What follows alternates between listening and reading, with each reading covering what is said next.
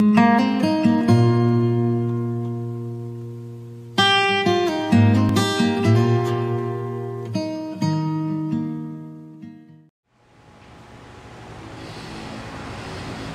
momento vamos abrir a palavra de Deus na carta de Judas, penúltimo dos livros do Novo Testamento, portanto antes de Apocalipse.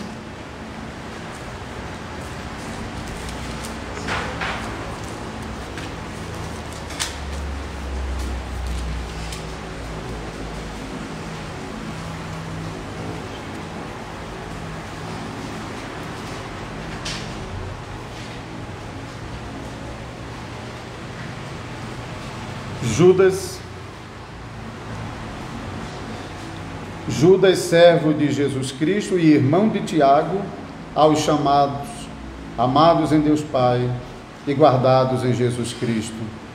A misericórdia, a paz e o amor vos sejam multiplicados. Amados, quando empregava toda diligência em escrever-vos acerca da nossa comum salvação, foi que me senti obrigado a corresponder-me convosco, exortando-vos a batalhardes diligentemente pela fé que uma vez por todas foi entregue aos santos.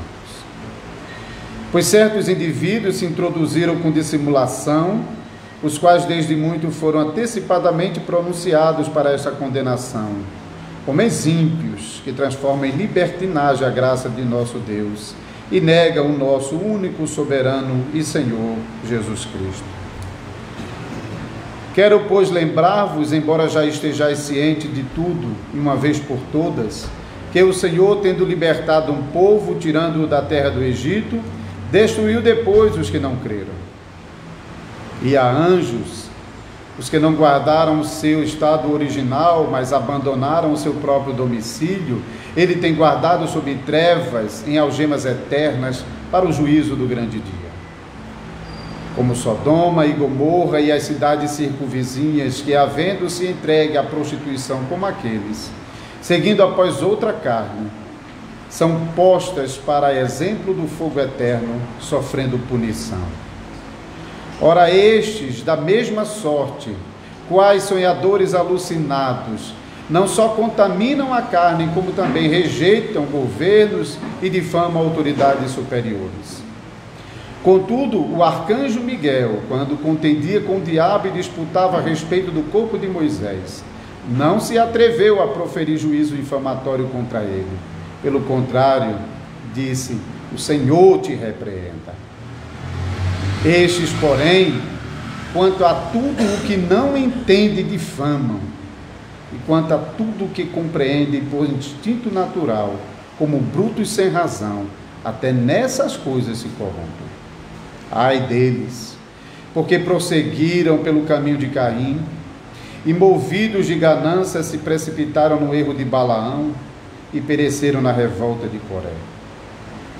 Esses homens são como rochas submersas em vossas festas de fraternidade, banqueteando-se juntos sem qualquer recato, pastores que a si mesmos se apacentam, nuvens sem água impelida pelos ventos, árvores em plena estação dos frutos destes desprovidas, duplamente mortas, desarraigadas, ondas bravias do mar que espumam as suas próprias sujidades, estrelas errantes para as quais tem sido guardadas a negridão das trevas para sempre.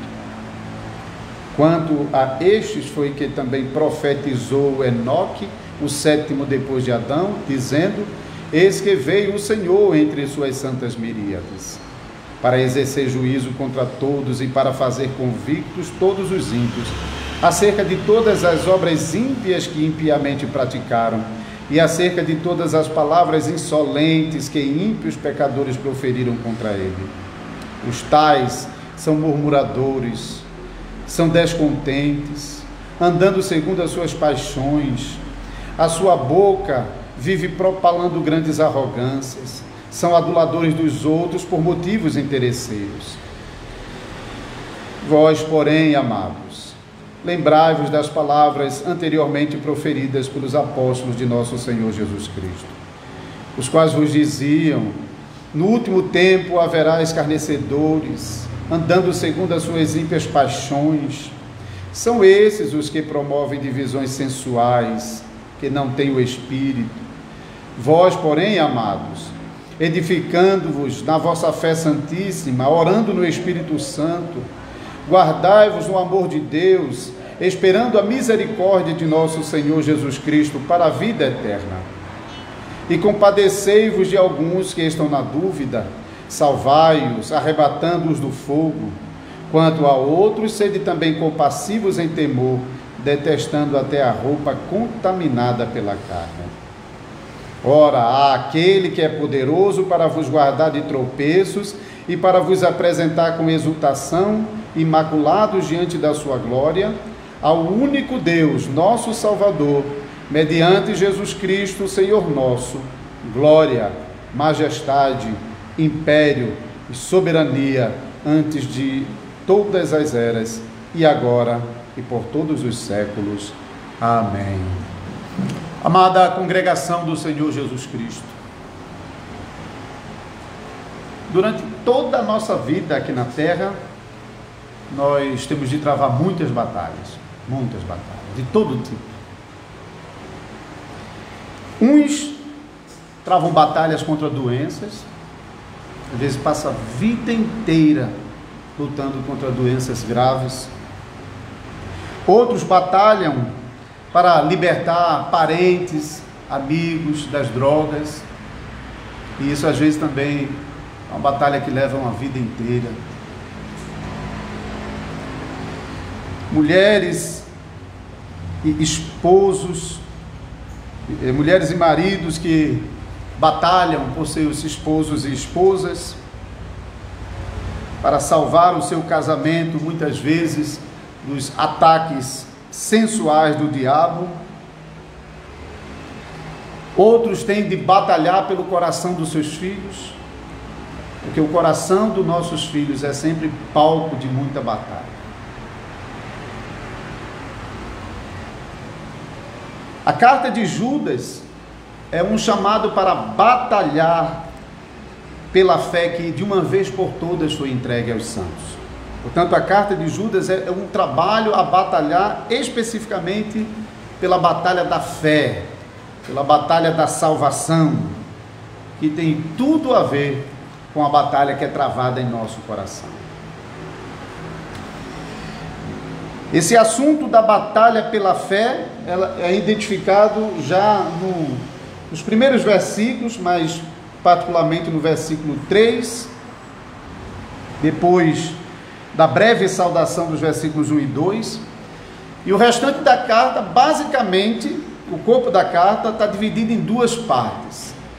Na primeira parte, Judas se propõe a identificar, a revelar, a desmascarar os falsos mestres que estavam se introduzindo no meio dos irmãos.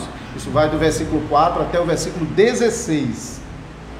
Depois do versículo 17 ao 23, a segunda parte do corpo dessa carta, Judas, ele instrui a igreja sobre como lidar com esses falsos mestres nessa batalha em defesa da fé.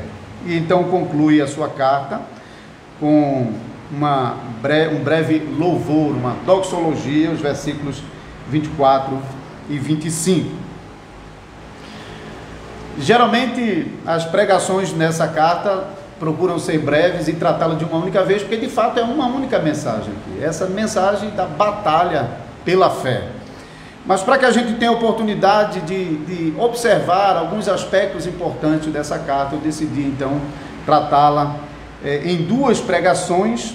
Então, hoje nós vamos considerar alguns detalhes da primeira parte da carta, a identificação dos falsos mestres, e no próximo domingo, se Deus assim nos permitir, nós concluiremos tratando sobre a instrução de Judas na defesa da fé. Então, os dois primeiros versículos da carta de Judas: Judas, servo de Jesus Cristo e irmão de Tiago, aos chamados, amados em Deus Pai e guardados em Cristo Jesus, a misericórdia, a paz e o amor vos sejam multiplicados. Judas, ele se apresenta a esse grupo de irmãos como escravo de Jesus Cristo, é a palavra aqui por trás. A Bíblia, no Novo Testamento, tem mais de uma palavra para falar sobre servo, e a palavra mais específica para escravidão é a palavra doulos, que nós temos aqui. E Judas se apresenta dessa maneira, porque para os servos de Deus, ser escravo de Jesus Cristo é um título honroso. Isso é bem diferente do que acontecia no mundo romano, porque ser um escravo de César não era uma posição honrosa, né? Os escravos de César eram maltratados, mas os servos de Cristo gozam de uma posição honrosa. Esse título é quase como um equivalente a apóstolos de Jesus Cristo. E Paulo mesmo usa os dois títulos às vezes juntos e outras vezes intercambiavelmente. Nós não temos condição de saber exatamente quem era esse Judas. O Novo Testamento menciona vários Judas. Era um nome muito comum. Entre os 12 discípulos de Jesus, nós tínhamos 2 Judas. Por aí você já vê como Judas era um nome comum. Judas, na verdade, é a forma grega para o nome Judá. Então, e lembre-se que o reino de Israel, que no passado foi dividido, e em Israel o reino que foi preservado foi o reino de Judá. O reino do norte foi completamente desfeito. Por isso, Judá se tornou um nome muito popular também no meio de Israel, e nós podemos ver isso aqui. Então não tem como ter certeza de quem era esse Judas. A única certeza que a gente pode ter é que não era o Judas Iscariotes, porque esse morreu nos dias de Jesus mesmo, né? Depois da traição ele logo foi se enforcar. Calvino, ele identificou esse Judas como um dos apóstolos de Jesus, chamado Judas Tadeu, mas muitos comentaristas bíblicos identificam esse Judas como um dos irmãos de Jesus, já que é mencionado Tiago como sendo também um dos seus irmãos. E até o texto, ao mencionar Tiago, já nos dá a entender que ele está mencionando alguém que era bem conhecido de todo mundo. Às vezes a gente, quando quer se identificar, eu sou filho de fulano, que provavelmente ele conhece, né? É assim que a gente faz. Então a menção de Tiago é mais provável que identifique esse Judas então como um dos irmãos de Jesus, se também for confirmado que aquele Tiago de Atos 15 é de fato irmão do Senhor, como parece ser o caso. Mas embora não saibamos quem é esse Judas, podemos perceber que ele tinha um lugar especial ainda no início da igreja cristã, e talvez até bem próximo aos apóstolos, porque a própria carta indica que ele estava ligado a um grupo de irmãos. Não sabemos exatamente que grupo de irmãos era esse, porque ele não denomina esses irmãos, nem o lugar em que esses irmãos estavam. Ele somente identifica que esses irmãos, eles são chamados, amados e guardados. É assim que ele identifica esses irmãos. Não é uma designação que no final das contas serve para os santos filhos de Deus espalhados por todos os lugares. Aliás, essa maneira de Judas identificar, usando 3 palavras, você vai ver que durante toda a carta, é a maneira como Judas usa, um estilo de Judas para descrever algumas coisas, usando 3 palavras ou 3 expressões. Aqui na saudação você vê isso tanto na designação desses irmãos, como chamados por Deus, chamados, amados por Deus Pai e guardados em Jesus Cristo. E em seguida ele cita misericórdia, paz e amor. Também 3 palavras que eram geralmente usadas nas cartas do Novo Testamento. Mas a gente vai chegar lá nos versículos 5 a 7, ele vai usar 3 acontecimentos históricos para exemplificar esses falsos mestres, e mais adiante no versículo 11 ele vai citar 3 personagens para condenar o erro desses falsos mestres também. Então Judas, já bem no comecinho da carta, no versículo 3, ele apresenta o motivo e o assunto da carta que ele está escrevendo. E fica claro aqui por esse versículo, apesar da estrutura do versículo, até no grego é bem difícil às vezes de se traduzir, fica claro que Judas, ele provavelmente já estava escrevendo uma carta para os irmãos, talvez até uma carta mais longa, mais detalhada, uma carta na qual ele estava instruindo os irmãos acerca da salvação. Veja as palavras que Judas usa: amados, quando empregava toda diligência em escrever-vos acerca da nossa comum salvação, então ele estava cuidadosamente escrevendo, pontuando, foi que me senti obrigado a corresponder-me convosco, exortando-vos a batalhar diligentemente pela fé que de uma vez por todas foi entregue aos santos. Então, embora ele já tinha a intenção de escrever para esses irmãos, e provavelmente até já estava fazendo isso, já estava elaborando essa carta, ele deve ter recebido notícias de que esses irmãos estavam sofrendo o ataque dos falsos mestres que haviam se introduzido no meio deles. E isso fez com que Judas deixasse de lado a sua intenção primeira de escrever uma carta mais elaborada, explicando sobre a comum salvação, para tratar especificamente e de modo urgente esse ataque que aquele grupo de irmãos, nem sabemos se era uma igreja, ou se era um grupo de irmãos em uma determinada região, mas esse grupo de irmãos estavam sofrendo ataque dos falsos mestres. Então Judas sente que ele precisa parar o seu projeto e se corresponder urgentemente com esses irmãos. E dá para compreender, porque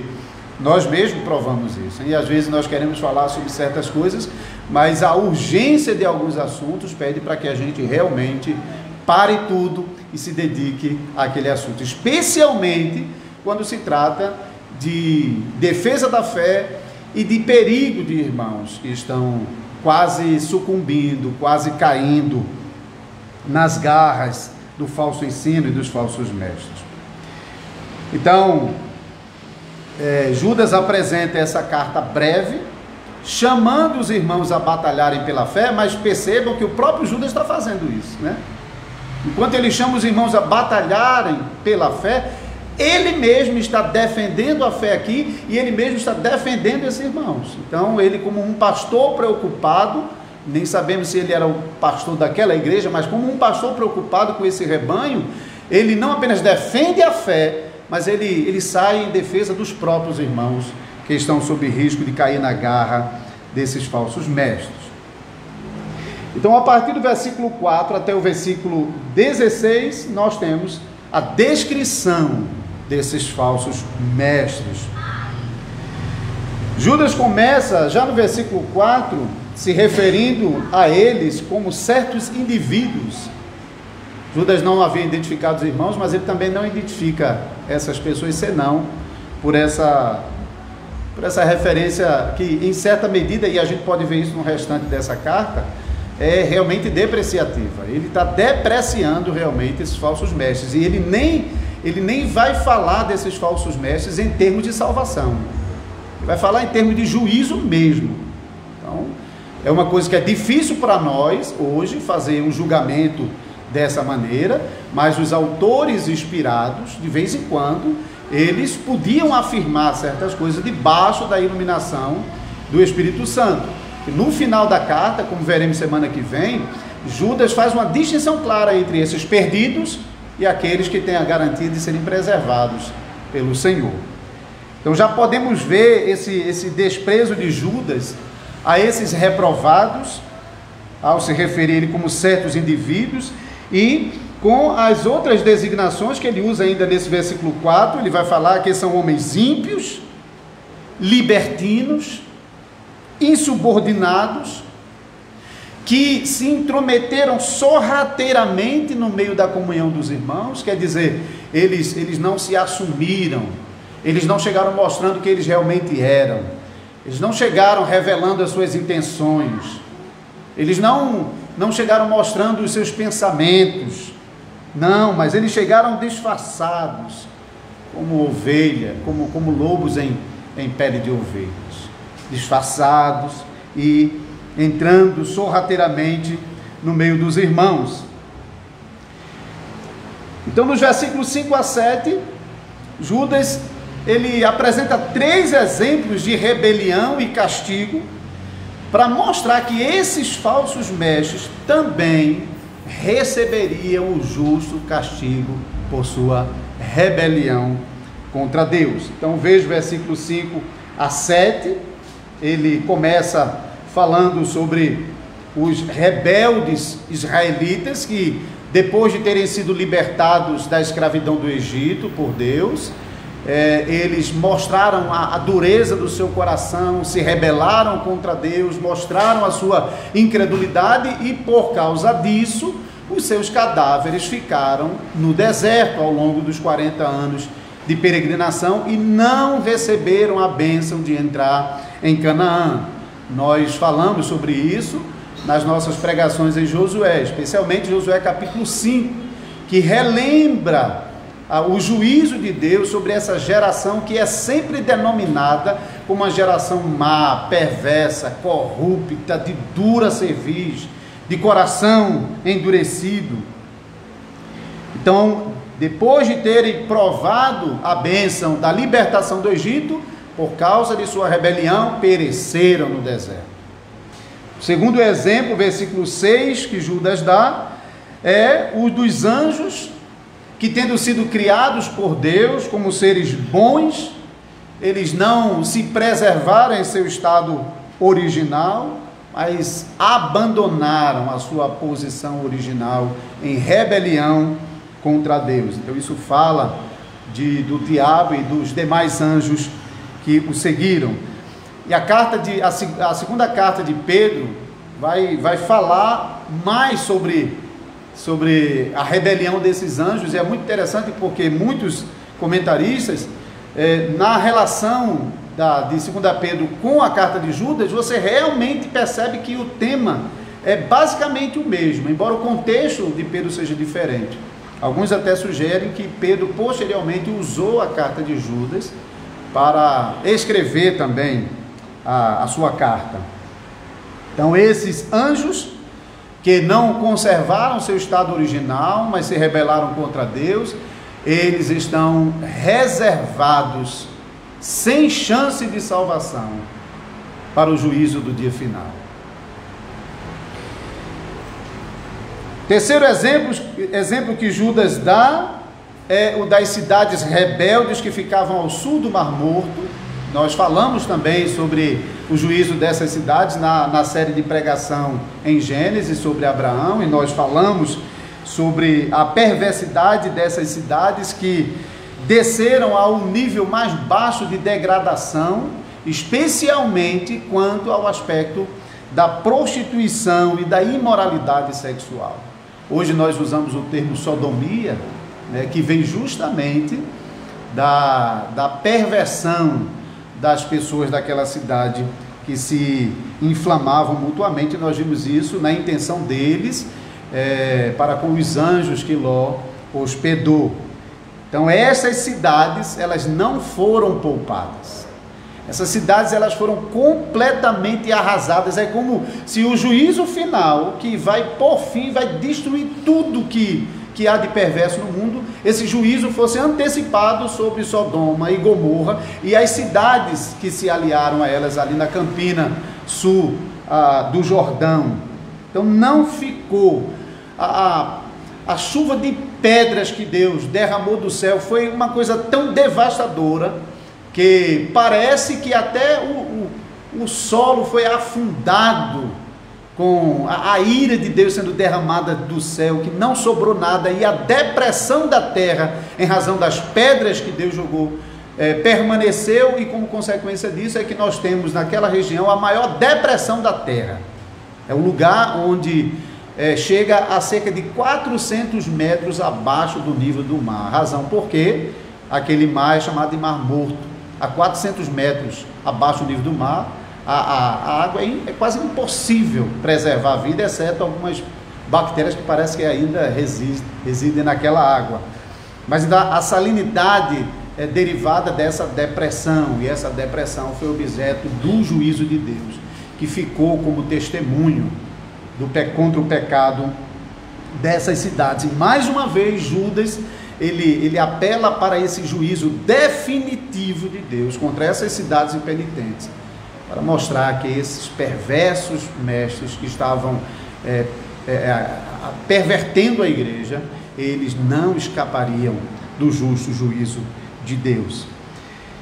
Judas ainda vai acrescentar o juízo contra esses falsos mestres no final do versículo 13, você pode ver lá, quando ele diz: para as quais tem sido guardada a negridão das trevas para sempre. Nós vamos voltar a esse versículo. E os versículos 14 e 15, quando Judas, ele cita Enoque, o sétimo depois de Adão, dizendo: eis que veio o Senhor entre suas santas miríades para exercer juízo contra todos e para fazer convicto todos os ímpios acerca de todas as obras ímpias que impiamente praticaram e acerca de todas as palavras insolentes que ímpios pecadores proferiram contra ele. Os tais são murmuradores, são descontentes, andando segundo as suas paixões, a sua boca vive propalando grandes arrogâncias, são aduladores dos outros por motivos interesseiros. Especialmente o versículo 14 e 15, Judas cita aqui a profecia de Enoque. Enoque, a Bíblia registra como um descendente de Adão, porém, esse livro de Enoque não é um livro canônico, nós não temos ele na Bíblia, nem mesmo na Bíblia católica romana, que tem os livros apócrifos. É um livro do período do final do Antigo Testamento, porém, era um livro que circulava em algumas regiões da Judéia.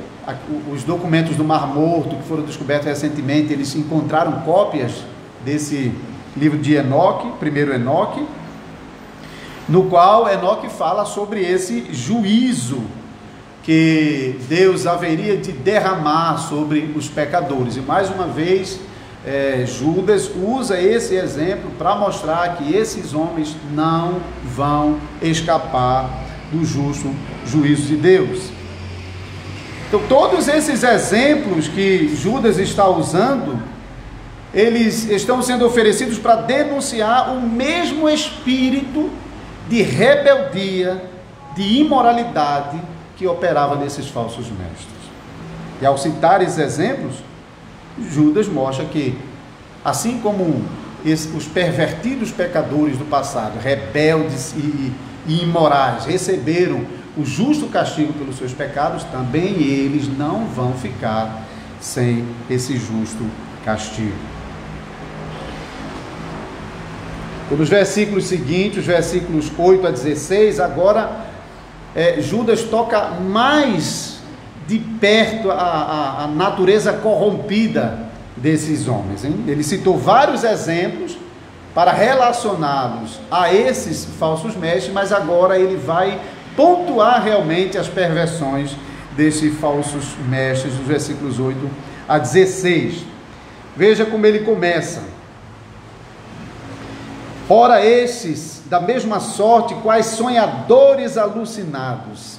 Interessante isso aqui, porque embora na carta de Judas, Judas usa um estilo realmente de grego bem elevado em relação a outras cartas do Novo Testamento, e é tão polido às vezes que tem muita coisa que não é apresentado claramente, mas apenas por meio de figuras, de imagens. É um recurso que Judas está usando o tempo todo.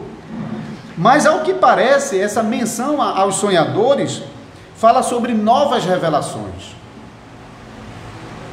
E de fato, normalmente os falsos mestres, eles penetram na igreja por esses dois predicados.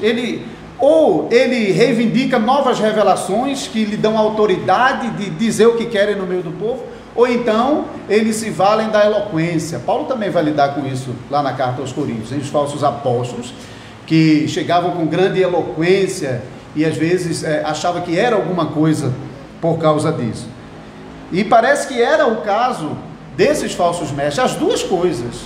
Tanto a reivindicação de autoridade sobre eles por causa das supostas revelações que eles recebiam, como também, e a gente vai ver mais adiante, eles abriam sua boca com arrogância. Então eles realmente se achavam os caras superiores aos apóstolos de Cristo e mesmo ao Senhor Jesus Cristo. O versículo 8 prossegue para dizer: não só contaminam a carne. Eu já mencionei de manhã sobre esse aspecto. Essa expressão aqui em Judas, mais uma vez, é um eufemismo para se referir à prostituição e à imoralidade desses falsos mestres, que pode ver que essa expressão se relaciona com aquilo que a gente acabou de ver sobre os exemplos de juízos de Deus, incluindo o juízo de Deus sobre Sodoma e Gomorra. Foi o juízo exatamente por causa da imoralidade, da perversão sexual dessas cidades da Campina. Então Judas, ele relaciona o pecado desses homens diretamente com o juízo de Deus sobre Sodoma e Gomorra por causa da imoralidade sexual. Então, e lá no versículo 4, Judas já havia mencionado, veja lá, homens ímpios que transformam em libertinagem a graça de Deus. Judas já havia antecipado, e lá no final, a gente vai ver no próximo domingo, versículo 23, Judas vai usar essa mesma condenação como uma advertência e um alerta à igreja, quando lá no versículo 23, ele vai dizer que ele deve detestar até a roupa contaminada pela carne. Deve detestar qualquer contato mais próximo com essas pessoas.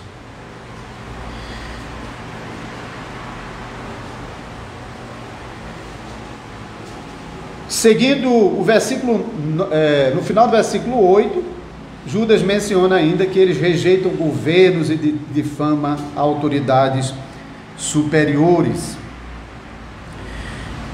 Lá no versículo 4, finalzinho, também já havia antecipado que esses homens perversos, eles negavam o único e soberano e Senhor. São dois termos para falar de governo, o governo de Deus, aquele que é o soberano sobre tudo, que exerce senhorio sobre tudo. Esses homens, em desprezo a Deus, estavam prontos para desprezar qualquer outra autoridade. Eles não se submetiam a ninguém. Eles eram os senhores sobre si mesmo. E é interessante porque esse assenhoramento da igreja não é coisa do passado, mas ainda hoje a gente percebe quantas igrejas às vezes se tornam realmente servas do pastor. Homens que se assenhoriam da igreja para se servir dela e fazer com que de fato a igreja possa promovê-lo e assim ele tirar todo o benefício que ele puder da congregação. Já é bem antigo já essa perversão de autoridade no meio do povo de Deus. Para confrontar esse espírito rebelde desses falsos mestres, versículo 9 e 10, Judas vai citar outro livro apócrifo. Versículo 9 e 10, ele fala sobre a história do anjo Miguel, que teria sido enviado por Deus para disputar com o diabo sobre o corpo de Moisés, que os irmãos se lembram, lá em Deuteronômio capítulo 34, versículo 6, nós lemos que o próprio Deus sepultou o corpo de Moisés, e ninguém mais sabia. E é interessante porque, veja que o diabo não é onisciente, e nem onipresente, porque ele não estava lá e não viu onde o corpo de Moisés foi sepultado. Isso é muito interessante porque também como crentes, nós não devemos ter medo de que o diabo está sempre ao nosso redor vigiando tudo, porque muitas vezes Deus simplesmente não deixa que ele veja aquilo que nós estamos passando, às vezes até mesmo o que nós estamos fazendo, que Deus vai tratar conosco diretamente, como pai e filhos, mas ele não nos entrega nas mãos de Satanás. Lembra-se que Jesus disse para Pedro que o diabo tinha pedido para peneirar ele, mas Jesus rogou ao Pai para que ele fosse preservado. Então esses versículos 9 e 10 mostram que, embora não, mais uma vez, não é um livro apócrifo, mas não é um livro canônico, mas essa citação do livro ganha autoridade canônica por meio de um autor inspirado. Então, isso não tem nada a ver com o livro se tornar um livro canônico, mas é um reconhecimento de que aquilo que estava escrito nesse livro era verdadeiro. E agora, pela inspiração do Espírito Santo, essa verdade que estava em outro livro foi trazido para dentro de um livro inspirado. E nessa história de Miguel disputando com o diabo, Miguel reconheceu que o diabo fora um anjo criado por Deus e que em algum momento ele já fizera parte da corte celestial. Por causa disso, Miguel respeita a posição dele e não ousa lançar sobre ele nenhum juízo, senão apontar para o juízo de Deus sobre ele. Porque o juízo de Deus sobre os anjos rebeldes já estava determinado. E Miguel então aponta para esse juízo, dizendo: o Senhor te repreende. E Judas usa esse exemplo para mostrar que Miguel, o anjo bom, não ousou nem desprezar a autoridade que ainda restava sobre Satanás, apesar da perversão dele. Mas esses falsos mestres da igreja, do contrário, eles não respeitavam a autoridade de ninguém, não respeitavam a autoridade de Cristo, não respeitavam a autoridade dos apóstolos de Cristo. Eles realmente eram pessoas ousadas, pessoas que realmente mostravam uma arrogância sem limites. E no versículo 11, então, Judas acrescenta mais 3 exemplos de rebelião. No versículo 11: ai deles, porque prosseguiram pelo caminho de Caim, e movidos de ganância se precipitaram no erro de Balaão, e pereceram na revolta de Coré. Os irmãos se lembram que Caim, 2 coisas podem ser percebidas em Caim. Um é o fato de que ele trouxe uma oferta a Deus diferente da do seu irmão. Ele não trouxe uma oferta dos animais. E, possivelmente, eles haviam recebido instrução do próprio pai sobre o sacrifício agradável a Deus, porque o próprio Deus preparou roupas de animais no começo. Não que a oferta de cereais em si fosse uma coisa ruim, mas até aquele momento não tinha nenhuma indicação de que Deus havia ordenado a oferta de cereais. E a outra coisa é que o próprio texto de Gênesis 4 vai apontar que o coração de Caim era mau. Então, junto com a sua oferta, ele tinha um coração mau. Então, esse desprezo a Deus, demonstrado numa oferta que provavelmente não havia sido ainda ordenada, e por um coração mau, é agora colocado como uma representação do próprio desrespeito que esses falsos mestres estão para com Deus. O outro exemplo que Judas menciona é a ganância de Balaão. Os irmãos se lembram da história de Balaão, que foi contratado por Balaque para amaldiçoar o povo de Deus, e embora Balaão no primeiro momento não tivesse conseguido fazer isso, porque o próprio Deus não o permitiu, mas, como veremos também em Apocalipse, ele amou o prêmio que lhe foi oferecido para amaldiçoar o povo de Deus. E não podendo amaldiçoar no primeiro momento, ele instrui Balaque depois a colocar tropeço na frente do povo de Israel, oferecendo as mulheres para corromper e levar o povo à prostituição dos ídolos. A ganância desses homens é semelhante à ganância de Balaão. Eles desprezam tudo e tudo fazem pelo prêmio que eles buscam. Eles realmente querem se apoderar desses irmãos, se assenhorar dele, ocupar uma posição realmente de liderança, de controle sobre esses irmãos, para tirar dele todo o proveito que eles puderem. O terceiro exemplo da rebelião de Corá, que junto com Datã e Abirão, lá em Números capítulo 16, eles tentaram remover Moisés do governo da nação pactual de Israel e assumir a posição de Moisés sobre o povo. Então essa disposição de fazer qualquer coisa e de remover quem tiver na sua frente para se assenhorar do povo de Deus, era o mesmo Espírito que estava operando também nesses rebeldes mestres.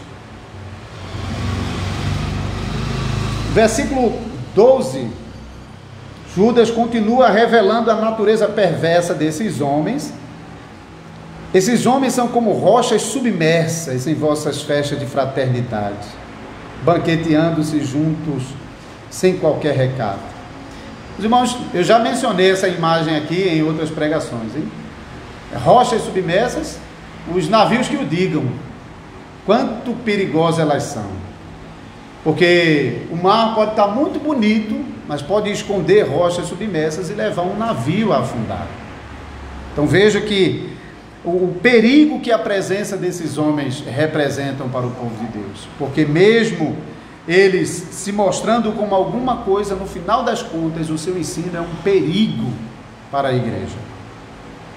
Ficam escondidos como pedras debaixo da água, mas a qualquer momento ele vai fazer a igreja afundar. Continuando o versículo 12, pastores que a si mesmos se apacentam. Veja que Pedro, quando vai escrever, mais uma vez, Pedro menciona esse aspecto de pessoas que querem se aproveitar do rebanho. Então Pedro alerta os presbíteros para que não pastoreiem o povo de Deus por ganância, para não dominar, não agir como dominadores do povo. E isso é mais uma vez o que esses homens estão fazendo. Judas segue dizendo: são como nuvens sem água, impelida pelos ventos, árvores em plena estação dos frutos, destes providos, duplamente mortas, desarraigadas. Então, Judas junta duas imagens, porque de fato, uma nuvem que não tem água, o vento rapidamente vai dispersá-la e não vai trazer nenhum benefício. Da mesma forma, uma árvore em plena estação do fruto, que não dá o seu fruto, vai chegar uma hora que ela tem que dar lugar a outra árvore. E Judas junta essas duas imagens para mostrar que esses falsos mestres servem para nada. Serve para nada. O melhor que a igreja tinha era expulsá-los mesmo, é botar para fora, não tem utilidade nenhuma. Além dos perigos que ele representa, eles de fato não estão oferecendo fruto nenhum para aquela congregação. São como nuvens sem água, como árvores sem fruto em plena estação, como se estivessem mortos duas vezes. Não tem o que oferecer para a igreja. Versículo 13: ondas bravias do mar que espumam as suas próprias sujidades. A gente sabe o que, a gente conhece esse fenômeno, né, da ressaca do mar, né? Quando o mar, a gente diz que ele está de ressaca, ele fica bravio e cospe para a areia tudo que é sujeira que está dentro do mar. Esses homens, a única coisa que eles realmente estavam fazendo no meio da igreja era espumar as suas sujidades, como Judas fala aqui. Era vomitar a sua podridão, porque não tinha nada neles que pudesse ser aproveitado. Era uma corrupção generalizada. A outra imagem que Judas usa: estrelas errantes para as quais tem sido guardada a negridão das trevas para sempre. Então, mais uma vez, comparei com aquelas estrelas que eu acho que nem são estrelas, hein? Mas é o que a gente às vezes vê no céu, né? Aquela estrela que aparece e de repente desaparece e está reservada na escuridão do céu. Só que para esses homens a escuridão que está reservada é a escuridão das trevas eternas. Como estrelas errantes, eles estão destinados a viver a vida eterna, banidos da face do Senhor e da glória do seu poder, como Paulo escreve em 2 Tessalonicenses 1. E o versículo Versículo 14: quanto a este foi que também profetizou Enoque, o sétimo depois de Adão, dizendo: eis que veio o Senhor entre as suas santas miríades, para exercer juízo contra todos, e para fazer convicto todos os ímpios acerca de todas as obras ímpias que impiamente praticaram, e acerca de todas as palavras insolentes que ímpios pecadores proferiram contra ele. E nós já vimos o juízo que está reservado para esses homens. E Judas encerra essa parte, o versículo 16, mostrando a arrogância desses homens, em abrir a sua boca para só vomitar arrogância, porque a única coisa que eles pretendiam era ganhar a confiança dos irmãos, se mostrando como se fossem algumas coisas. Então, aquele tipo de gente que fala coisas sofisticadas, profundas, no caso deles, espirituais, com base nos sonhos que eles tinham, aquelas revelações que nem mesmo os apóstolos tinham tido. Então eles realmente se mostrando como se fossem pessoas importantes, arrogantes, com sua falsa eloquência e falsa espiritualidade, para atrair o favor dos irmãos e assim se garantirem nos benefícios que esses irmãos poderiam dar a eles. Então vamos concluir essa pregação aqui e voltaremos então à carta de Judas no próximo domingo à noite para concluí-la, tratando sobre a instrução de Judas à igreja acerca desses falsos mestres. Mas deixe-me dizer apenas uma coisa: nós somos um pequeno grupo ainda, e a gente pode pensar, bom, no caso da gente aqui, acho que não tem nenhum falso mestre no nosso meio. A gente pode realmente pensar assim. Eu acho que é o caso, eu não acho que tem não, e graças a Deus por isso. Mas nós também podemos julgar que, mesmo que aparecesse algum falso mestre, a gente está preparado para lidar com eles, porque a gente tem pregação fiel, né? A gente tem uma igreja que está sendo bem estabelecida, e eu acho que a gente está pronto para lidar com esses falsos mestres. Pode ser. Mas observe como Judas fala no versículo 4. Volte mais uma vez para o versículo 4. Os certos indivíduos se introduziram com dissimulação. O que Judas está dizendo aqui é que esses homens, eles não chegaram de uma hora para outra, e eles não chegaram já mostrando quem eles eram.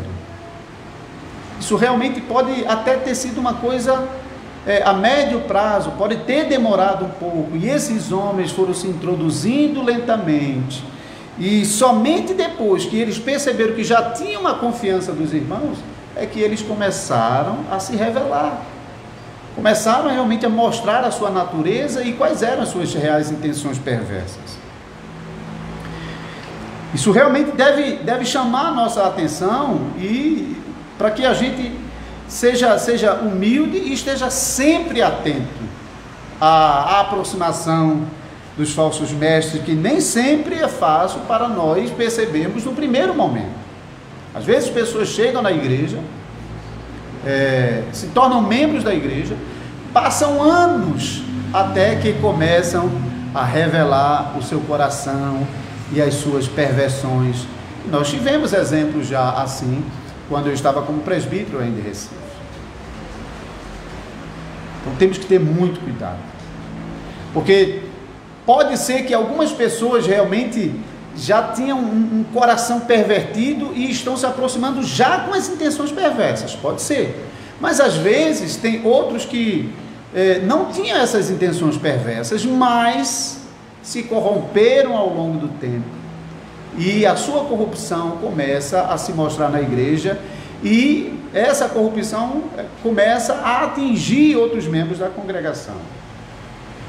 Nós tivemos experiências terríveis lá em Recife com isso, com uma família que depois de se mostrar completamente corrompida mesmo, foi atrás de alguns membros da igreja para tentar arrastar mais alguns com eles, e foi muito bonito naquele momento, que não apenas os presbíteros, os próprios homens da igreja foram às casas desses novos, porque eles foram espertos, eles foram exatamente nos novos que estavam chegando, que ainda não estavam bem estabelecidos. Eles foram na casa dessas pessoas, mas os homens da igreja se juntaram e correram para a casa desses irmãos e começaram a proteger esses irmãos, e como Judas está fazendo aqui na carta, eles não só defenderam a fé, como defenderam a salvação desses novos irmãos.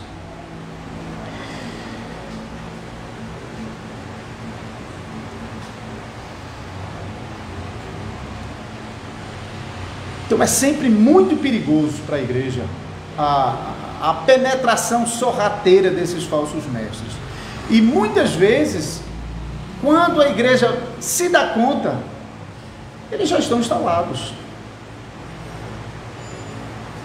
Às vezes, irmão, começa no seminário, produzindo lá homens ímpios, liberais, que depois vão chegar na igreja. Hoje a igreja pode se mostrar bem firme, mas a perversão está sendo cultivada já, para depois ser despejada na igreja, e sorrateiramente, porque uma característica dos liberais é essa: eles não chegam aqui metendo pau e dizendo que tudo está errado. Não. Eles são capazes de sentar aqui e dar glória a Deus e depois ir para um Xangô e bater bombo, porque eles não têm temor de Deus no coração. Por isso às vezes é difícil perceber. Quando a igreja às vezes percebe, pode ser tarde demais. A igreja realmente já pode tragicamente, já a lâmpada ali já pode ter sido realmente apagada, como Jesus mesmo ameaçou igrejas em Apocalipse, que se eles não se arrependessem, ele ia remover o candeeiro. Isso não significa que a igreja se acaba, não, mas em determinados lugares, muitas igrejas foram apagadas. Por isso a igreja não pode se descuidar. A igreja precisa cuidar para que não faltem homens fiéis para defender o santo evangelho e para defender os irmãos, especialmente aqueles mais fracos, que não têm condição muitas vezes de debater com esses falsos mestres. Por isso é tão importante para a igreja o seminário, o seu próprio seminário. É tão importante que no seminário tenha realmente um filtro para proteger, para que lá também não seja uma fábrica de pervertidos, como infelizmente se tornou muitos seminários.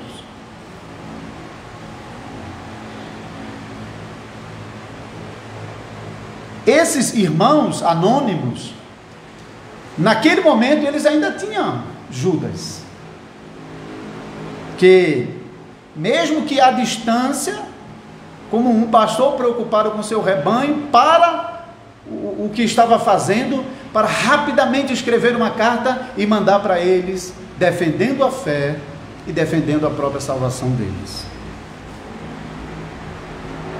Mas veja, a situação não era fácil. Judas estava longe, por isso que é possível que esse grupo, ele não seja nem da Palestina, seja de fora da Palestina. Porque, embora Judas, como judeus, coloque algum hebraísmo dentro da carta, o estilo de grego da carta mostra que as pessoas que receberam essa carta eram pessoas de um conhecimento avançado no grego, provavelmente fora da Palestina. Então ele estava longe, não tinha condição de ir. Então, mesmo que esses irmãos receberam a ajuda de Judas, Judas estava longe, ele não estava lá para defender, para proteger, para cuidar do rebanho, como um bom ministro de Cristo. E nós não sabemos o que aconteceu com essa igreja. Nós não sabemos qual foi o futuro dela. O que nós sabemos é que em muitos desses casos, realmente não sobrou nada. Muitas igrejas para as quais o apóstolo Paulo escreveu suas cartas no Novo Testamento foram corrompidas, dizimadas pelos falsos mestres. Claro, tudo debaixo da soberania e da vontade de Deus, mas porque deram ouvido aos falsos mestres, se corromperam ao tal ponto de deixarem de ser igrejas de Jesus Cristo. Por isso, amados irmãos e irmãs, precisamos orar e precisamos contar com a graça de Deus para sempre termos homens fiéis no ministério da palavra. Homens que proclamem a verdade de Deus e homens que batalhem pela fé e em favor dos irmãos, aqui no nosso meio. Não é a melhor coisa, embora nos serve até hoje a carta de Judas, e talvez isso faça parte da providência de Deus para que a gente tivesse acesso a essas instruções. Mas não é a melhor coisa para a igreja não ter homens fiéis no meio delas. Também precisamos orar para que Deus nos dê presbíteros fiéis, presbíteros que sejam supervisores do púlpito, presbíteros que enxotem de dentro para fora homens ímpios que queiram se introduzir no nosso meio para corromper a fé que de uma vez por todas foi entregue aos santos e para nos arrastar com ele para o juízo do dia final. Que Deus nos abençoe com esses dois meios com os quais Ele promete instruir a igreja com a sua palavra e proteger e preservar a sua igreja por meio da sua palavra e do seu Espírito, o trabalho de ministros fiéis e de presbíteros fiéis. Com esses meios e com a graça de Deus, nós podemos esperar que as futuras gerações dos nossos filhos e netos ainda continuarão sustentando a fé pela qual nós hoje ainda batalhamos.